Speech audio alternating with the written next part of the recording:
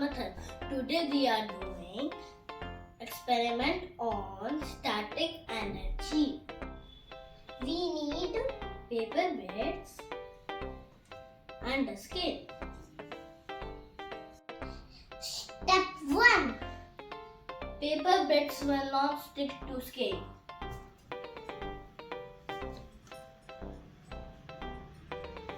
Step 2. Rub scale and paper bits will stick.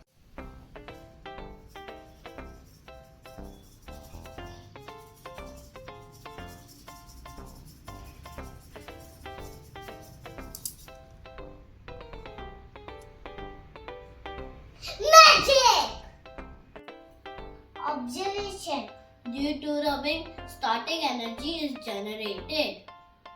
Please like and subscribe to our channel Little Scientist Network. Thank you.